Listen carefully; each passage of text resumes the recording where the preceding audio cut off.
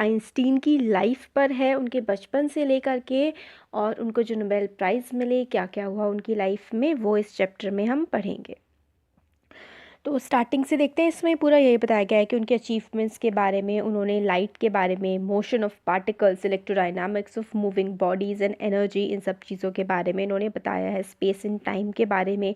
और आइंस्टीन जो है वो मतलब जीनियस के सिनोनिम बन गए।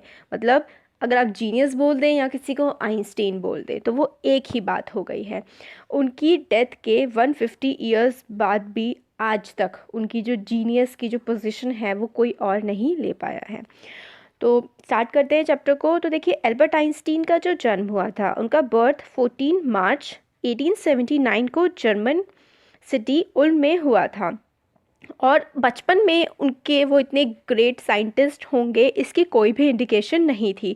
और ऑन द कंट्रेरी का मतलब होता है उसका जो उल्टा होता है। ऐसा लगता था कि वो बहुत ही एक डम्ब चाइल्ड होंगे, बहुत ही बेवकूफ़ बच्चे वो रहेंगे। उनकी मदर को लगता था कि एल्बर्ट एक फ्रीक है। फ्रीक ऐसा वर्ड होता है कि जिसको मतलब ना ही किसी के लिए आप अगर यूज़ करें कि वो फ्रीक है तो उसे अच्छे से बिहेव करना नहीं आता, डिसेंट रहना, अच्छे तरीके से रहना ना आता। उनकी मदर को ही ऐसा लगता था उनके बारे में। उनका जो हेड था वो बाकी बच्चों के कंपैरिजन में काफ़ी ज़्यादा बड़ा था, उनका सर जो था। जब वो 2.5 साल के थे, 2.5 साल के होने तक भी 2.5 ईयर्स की एज तक भी उन्होंने बोलना नहीं सीखा था। काफ़ी लेट उन्होंने बोलना स्टार्ट किया था। और जब वो बोलना स्टार्ट भी कर दिया था उसके बाद भी वो ही अटर्ड एवरीथिंग ट्वाइस, मतलब वो एक ही बात को दो दो बार बोला करते थे। आइंस्टीन को नहीं पता था कि दूसरे बच्चों के साथ किस तरीके से खेला जाए या कैसे बिहेव किया जाए। इसलिए वो मतलब प्लेमेट्स उनके बच्चे उनके साथ नहीं खेलते थे और बच्चे आइंस्टीन को ब्रदर बोरिंग बोला करते थे। और जो आइंस्टीन थे इसलिए वो खुद के साथ ही उनको अपना अकेले ही टाइम स्पेंड करना पड़ता था। और उनको मतलब मैकेनिकल टॉयज़ बड़े पसंद थे, जैसे कि आजकल के ट्रैक्टर्स, एरोप्लेन्स वगैरह आते हैं, वो उन्हें बहुत ज़्यादा पसंद थे। तो वो उनको मैकेनिकल टॉयज़ बड़े अच्छे थे। जब उनकी छोटी बहन पैदा हुई थी, न्यू बॉर्न सिस्टर थी उनकी, उनका नाम माज़ा था। उन्होंने कहा था कि फ़ाइन ये ठीक है मगर इसके व्हील्स कहाँ हैं। तो मतलब अपनी न्यू बॉर्न जो उनकी सिस्टर थी उसको भी उन्होंने कहा था इसके व्हील्स कहाँ हैं। तो एक स्टोरी है इसमें बताई गई है ऑटो न्यूबार्ड की, जो ऑटो न्यूबार्ड ने बताई इनके बारे में, अल्बर्ट आइंस्टीन के बारे में। वो एक the historian of ancient mathematics उनको बोला जाता है। वो बताते हैं कि आइंस्टीन के बचपन में ऐसे कोई करेक्टरिस्टिक नहीं थे कि उन्हें लेजेंड मतलब कहा जाए, या फिर हो भी सकते हैं मतलब काफ़ी लेट टॉकर थे वो। पेरेंट्स उनके वरीड थे कि शायद वो कभी बात ना कर पाए। मगर एक दिन सपर मतलब खाना खाने के टेबल पे रात के टाइम उन्होंने, जो वो बचपन से बोल नहीं रहे थे, उन्होंने एक फाइनली बोला, the soup is too hot. Soup जो है वो काफ़ी ज़्यादा गर्म है। अब पेरेंट्स को बड़ा अच्छा लगा, ग्रेटली रिलीव्ड पेरेंट्स हुए।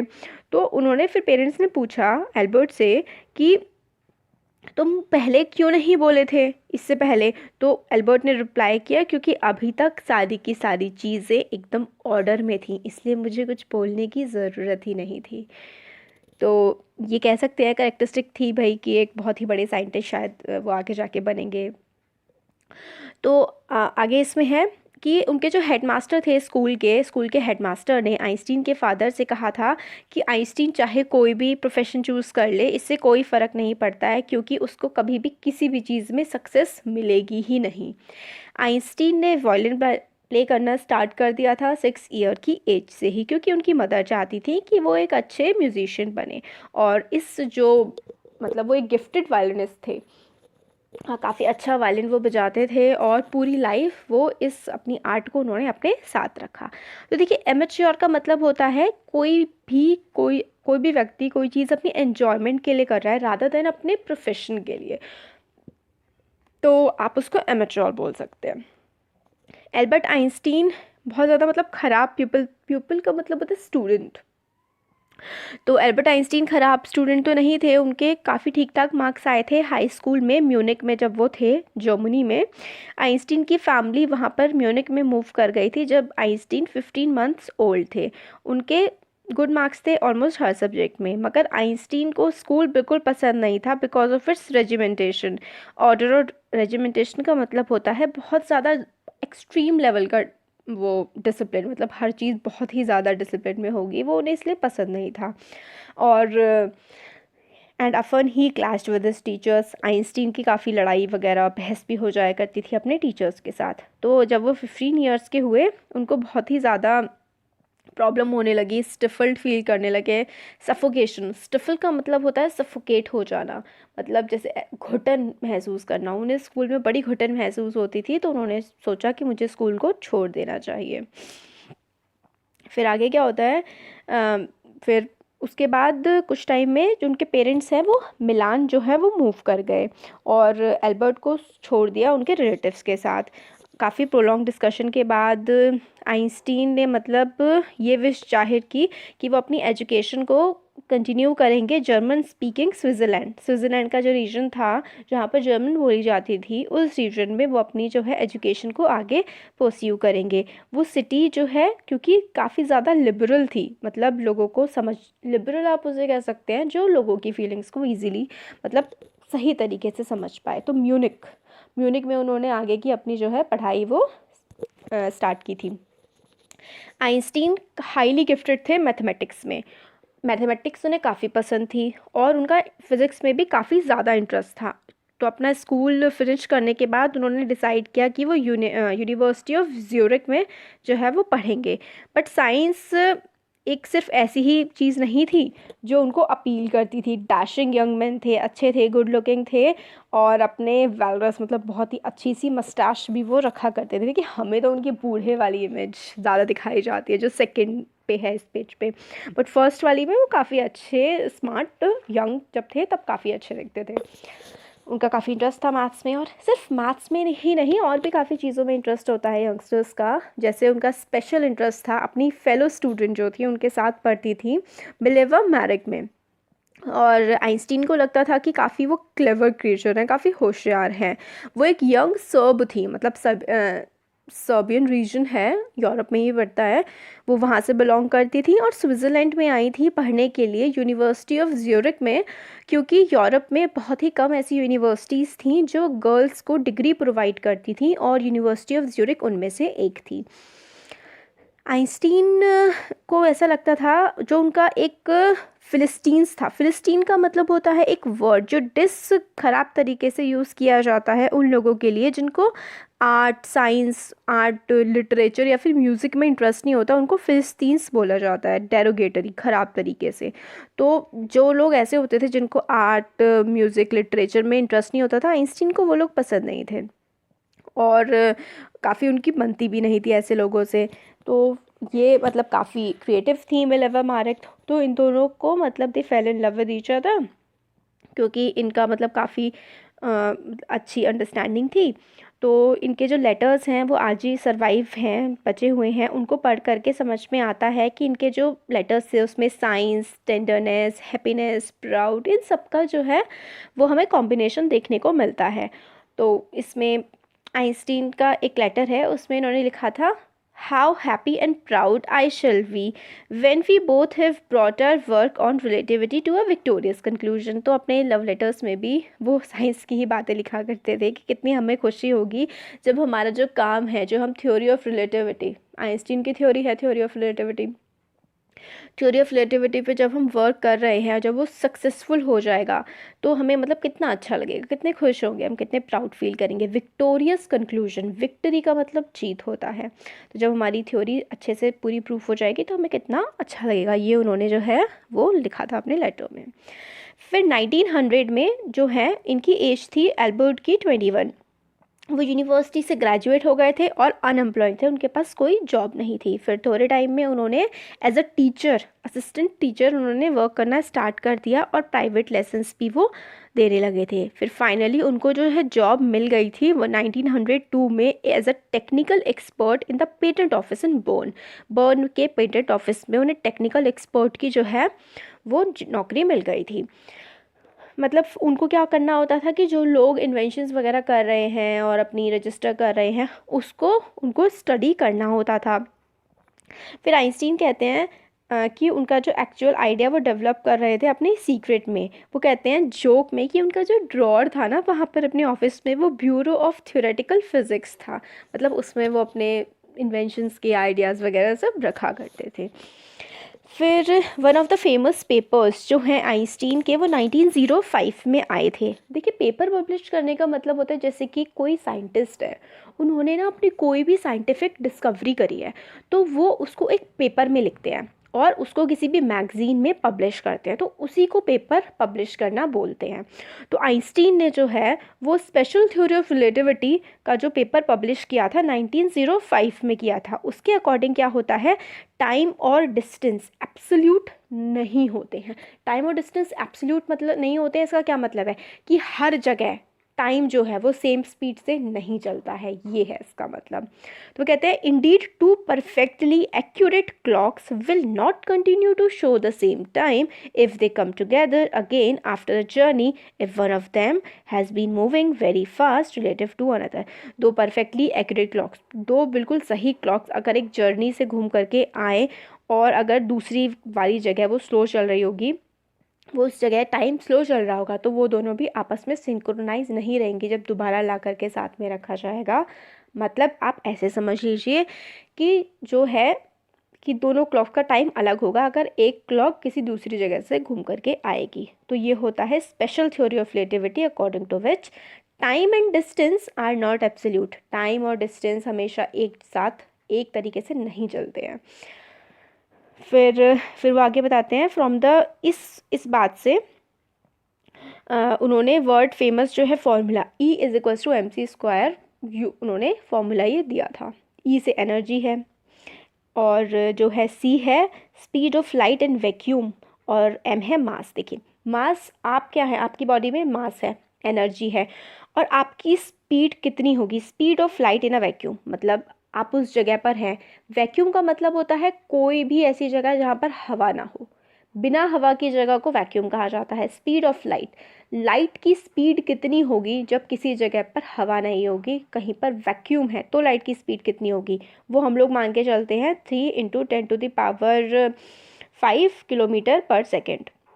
ये हम लोग मान के चलते हैं speed of light in vacuum को। तो एनर्जी और मास अगर हमारे पास है, एनर्जी है या फिर मास है, अगर मान लो हमारे पास मास है तो हम उस चीज़ की एनर्जी कैलकुलेट कर सकते हैं। बहुत ही इंपॉर्टेंट फॉर्मूला है। अब देखिए, बहुत ही नाइस, बहुत अच्छा सा एग्जांपल है थ्योरी ऑफ स्पेशल, मतलब स्पेशल थ्योरी ऑफ रिलेटिविटी जो है आइंस्टीन की, उसको समझाने के लिए आइंस्टीन कहते हैं कि जब आप एक बहुत ही अच्छी लड़की के साथ बैठे होते हैं, टाइम स्पेंड कर रहे होते हैं, तो 2 घंटे भी 2 मिनट के जैसे लगते हैं। मगर अगर आपको एक हीटिंग स्टोव पे, एक गर्म तवे पर 2 मिनट के लिए भी बैठा दिया जाए, तो आपको ऐसा लगेगा कि वहाँ आप 2 घंटे से बैठे हैं। और यही क्या है, यही रिलेटिविटी है। ऐसा आइंस्टीन ने एग्जाम्पल दिया था, मैं खुद एग्जाम्पल नहीं बना रही हूँ ये। देखिए, ये ब्लू बॉक्स में है, इन्होंने खुद ही ये एग्जाम्पल दिया है। आगे है चैप्टर में, आइंस्टीन जो है difficult, one of the most difficult problems of physics वो सॉल्व कर रहे थे, मगर उनकी जो प्राइवेट, उनकी जो पर्सनल लाइफ है वो अनरेवलिंग थी, मतलब स्टार्टिंग टू फेल। काफ़ी ज़्यादा वो परेशान थे अपनी पर्सनल लाइफ में। वो शादी करना चाहते थे मिनर्वा से, जो उनकी मतलब कॉलेज फ्रेंड थी उनसे, आफ्टर फिनिशिंग, अपनी पूरी स्टडीज़ को फिनिश करने के बाद। मगर उनकी मदर, आइंस्टीन की मदर, इस बात के अगेंस्ट थी। उनको लगता था मिनर्वा जो है वो उनसे 3 साल बड़ी थी आइंस्टीन से, और उन्हें लगता था काफ़ी ज़्यादा बड़ी है उनके बेटे के लिए, और जो मिनर्वा की इंटेलिजेंस है उससे भी काफ़ी ज़्यादा आइंस्टीन की मदर को प्रॉब्लम थी। तो वो कहती हैं कि she is a book like you, मतलब मिनर्वा तुम्हारी तरह ही, मतलब बिल्कुल बुक सी है। और आइंस्टीन ने इस वजह से जो है वेडिंग को कॉल ऑफ कर दिया था, मतलब कैंसिल कर दी थी। मगर फिर जो मिनर्वा और आइंस्टीन की फाइनली जो है मैरिज 1903 में हो गई थी, और उनके 2 बेटे भी थे।